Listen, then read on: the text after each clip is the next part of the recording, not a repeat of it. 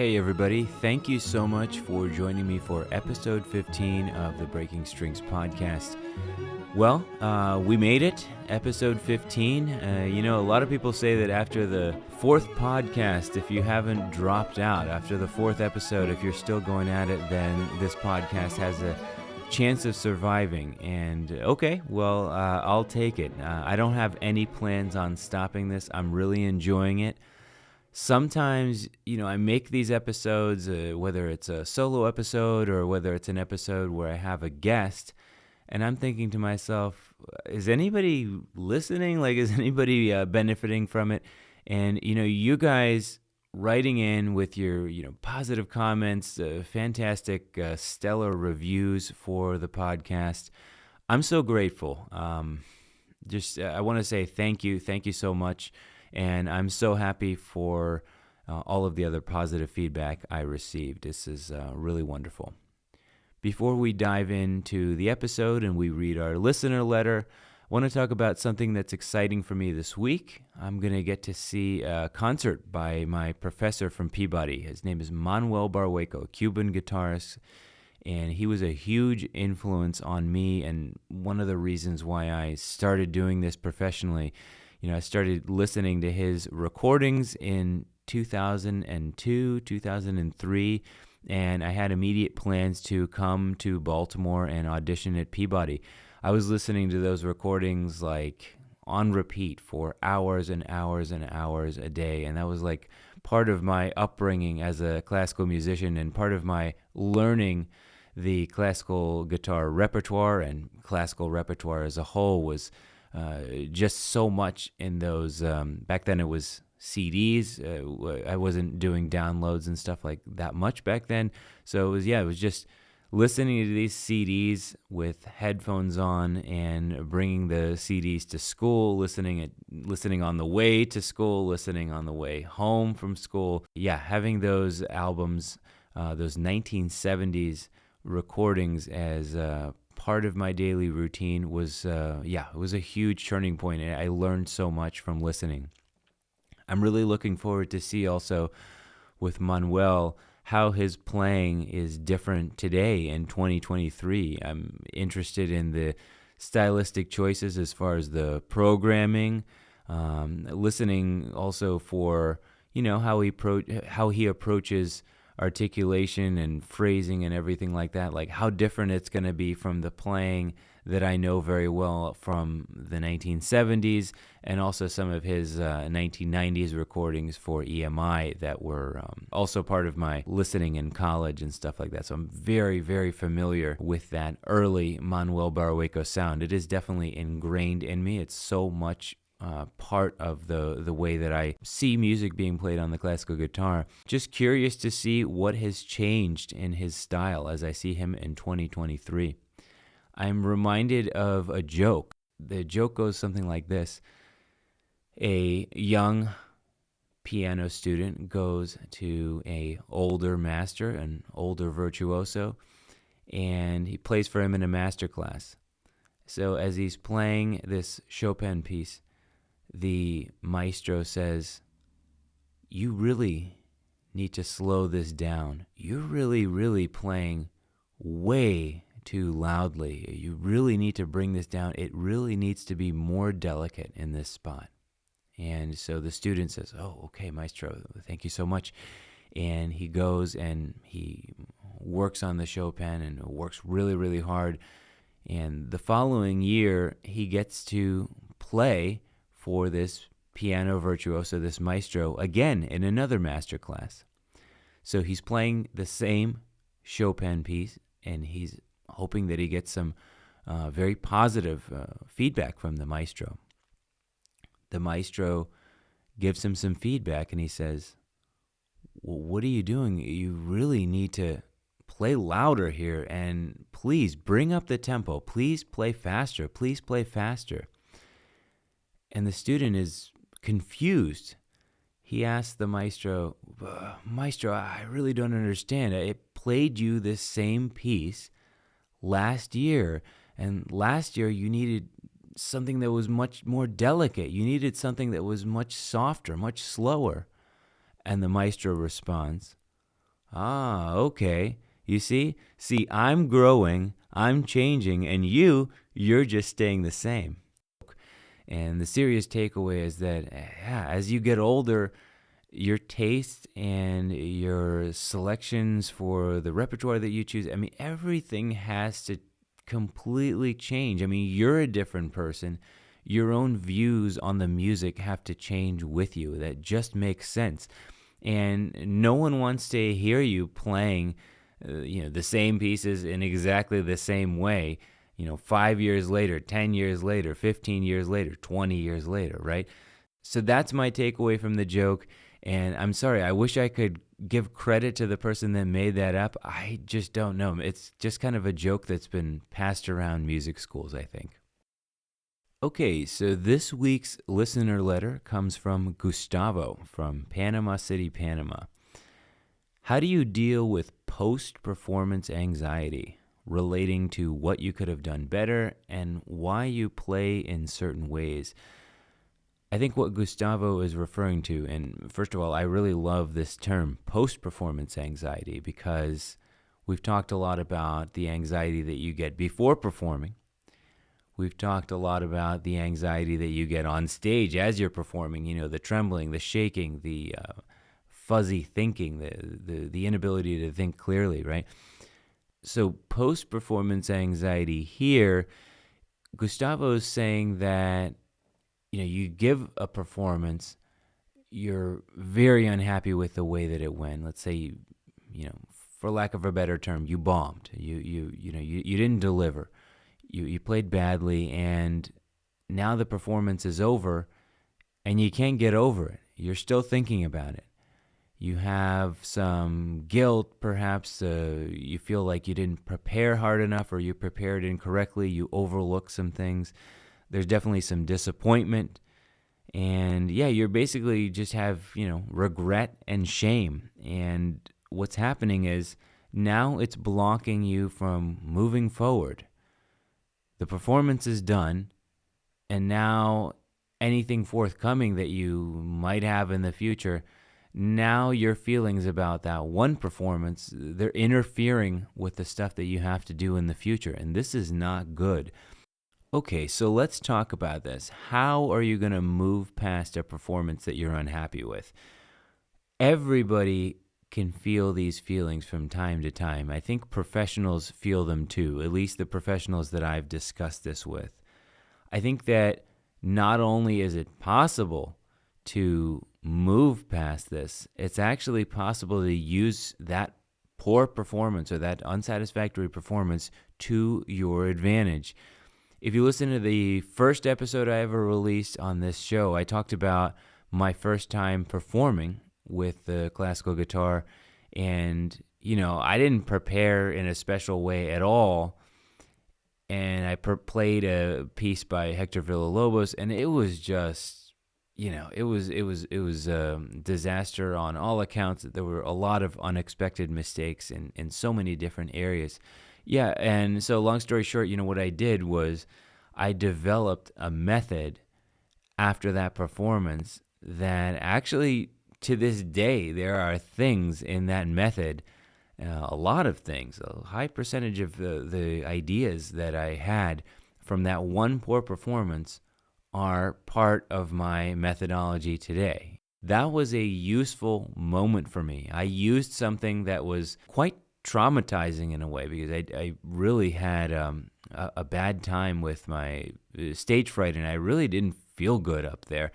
And I used that as an important turning point, and I used that to fuel preparation for very, very important performances. And preparation for performances that, in terms of the amount of pressure and the amount of importance and the amount that I had riding on it, they were so much more, so much heavier than that situation I was in at first. But it allowed me to rise to those occasions and using those methods. All right, so let's talk about this. How are we going to move past an unsatisfactory performance as we feel really, really bad? I mean, how are we going to change things and turn everything around and use it to our advantage? First of all, don't bury the emotional response that you've had. You should be aware of it. Like it's all right. If you care so deeply about playing music, and I've even seen amateur musicians that they have this huge other job kind of outside of the guitar, but yeah, they really, really get disappointed when they don't play well on their instrument because they love it. They do something else for a living, but they also really, really love the guitar. And when they don't deliver, yeah, his disappointment it's a pretty normal emotional response. And of course, aspiring professional musicians and professional musicians, yeah, it's like you have so much riding on this idea that you have that you need to be great. You need to be great all the time. So when you don't deliver, yeah, there's disappointment in so many different areas. Like you feel like you're letting people down. You feel like you didn't work hard enough or you did something wrong, and now you're losing confidence for future performances because you think like, okay, have I taken a wrong turn here? Am I in a slump? Have I done something in my practicing that is going to affect me in the future? Some of those things could be true, and some of those other things could be untrue. The main point is right now, okay, accept the fact that you're very, very emotional and be okay with it. Now, as soon as those emotions just die down a little bit, now's the time where you're going to make the switch. And my advice would be try to make the switch as soon as you possibly can. I was listening to an interview with Michael Phelps, this amazing American Olympic swimmer and Olympian, record setter as well. He was talking about an early Olympic outing that he had. He placed last. Like he placed dead last, and he was really just burned out and disappointed. And when he came in to his training session with his coach said something to the effect of, okay, well, this year we're going to set a world record. Michael Phelps was sort of surprised by this, but he kind of just went, well, okay, if that's what you say. And the rest is history. I mean, you can look up Michael Phelps and his success as far as Olympic medals and world records and everything like that. So it seems like that psychology worked. Okay, so now that the emotional state that you were in after the disappointing performance has died down a little bit, it could still be present to a certain extent, but that's all right. Now we're going to start actually working on our playing.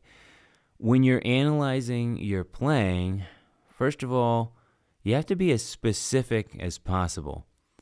So if I challenged you to right now write down a list of things that you didn't like about the performance, you're probably going to say, yeah, there's too many.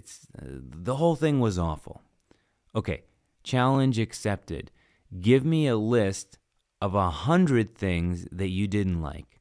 But here's the deal. You have to be specific down to the measure number or even single note of the piece of music.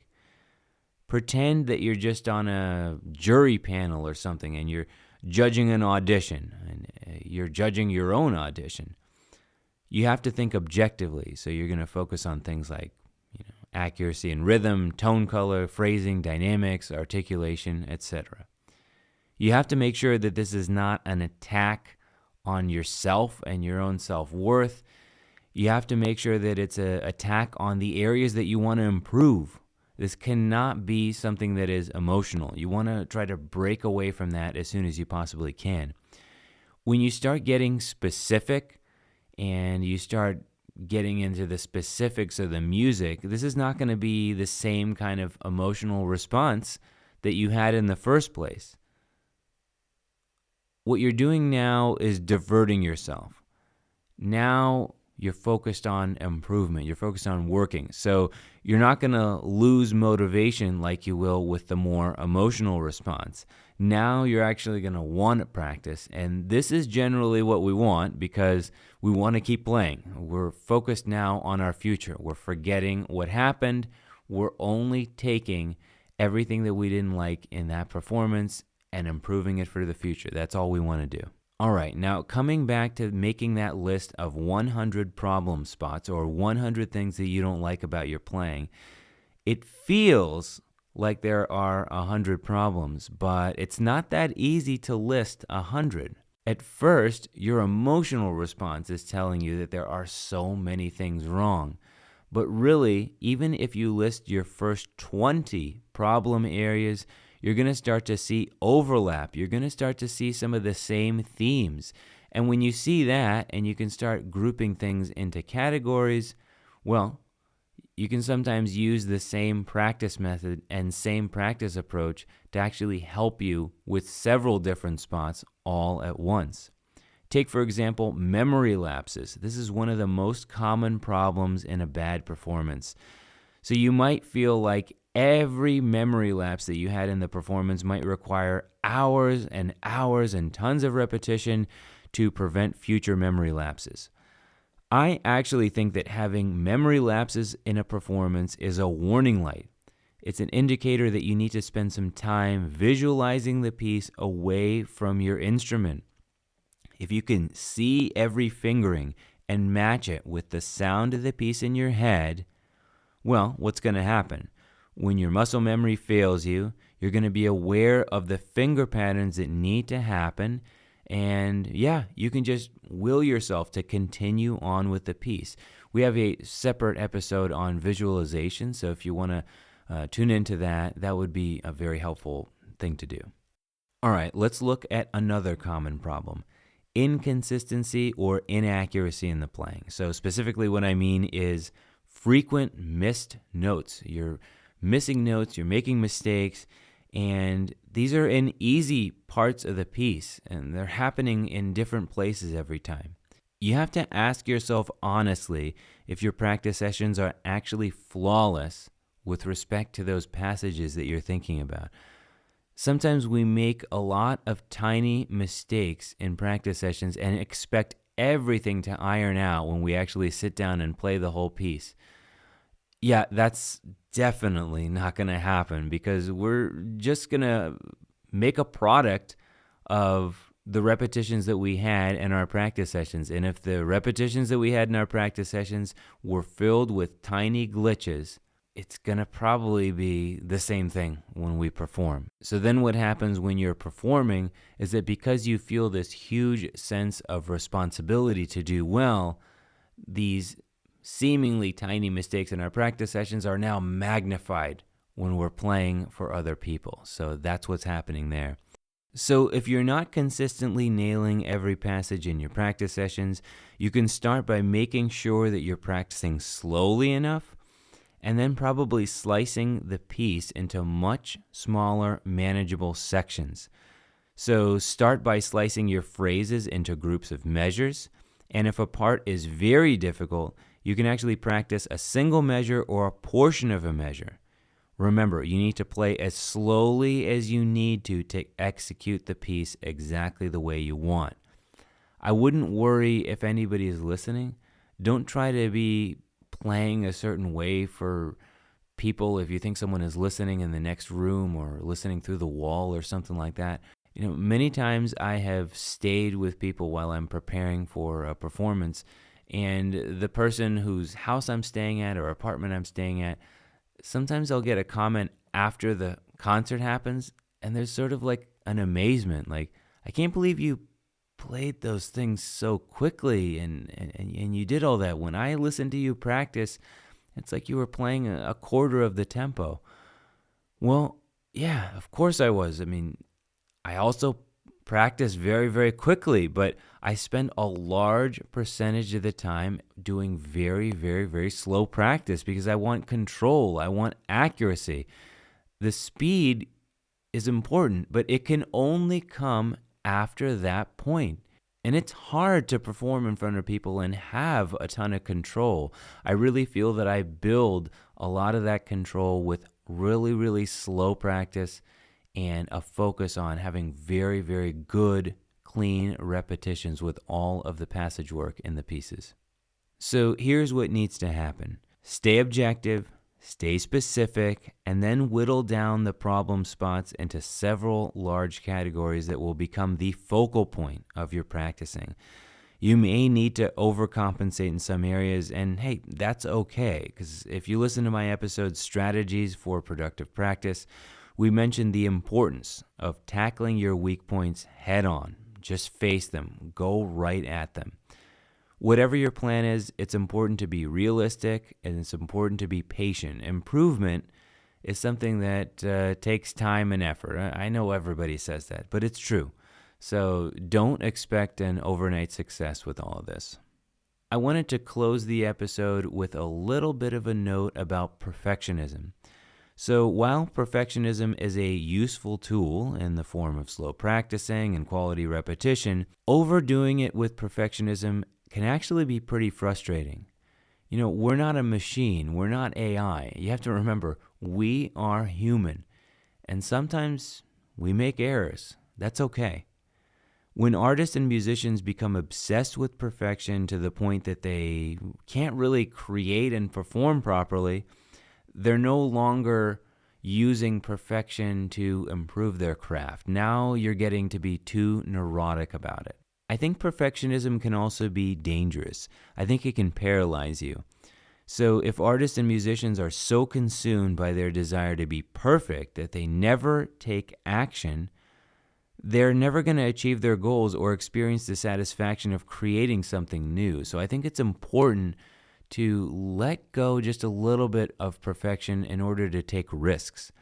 I want to give a personal story, and this is not a musical story, but I have plenty of musical stories too. So this is a story that relates to this podcast.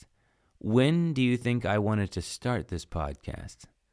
Way back in 2019. And there were a lot of things that stopped me. I started thinking, what should I talk about on the podcast? Are my ideas that I have, are they interesting enough? Then I started going more into the technical side. Well, what about microphones? How should I change the layout of my home studio in order for the podcast to sound really good? Should I buy more equipment? Is the equipment that I have good enough?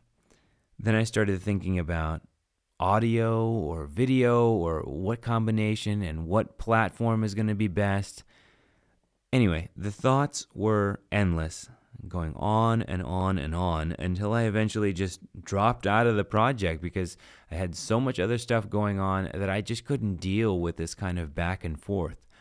Now, finally this year in 2023, I just dove in head first. I used a simple USB mic that I had that, looking back doesn't sound so great. It doesn't sound like the microphone I'm using today. The point was that I just got started, and it was great because it put me on this right trajectory to keep making episodes that are better and better and better. And I'm not happy with the episodes that I put out yet. I listen back and I think, I could have done so much better. I could have asked such better questions. I could have led the episode and interview so much better. But I'm improving, and that's the point, is that I got started, and I think I got just a tiny, tiny bit better with every episode.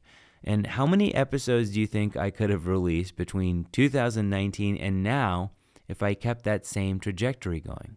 Well, you get my point. Perfectionism in that instance back then was destructive for me. All right, guys, that wraps up our episode for tonight. Thank you all again for joining me, and I look forward to being with you guys again soon. Take care.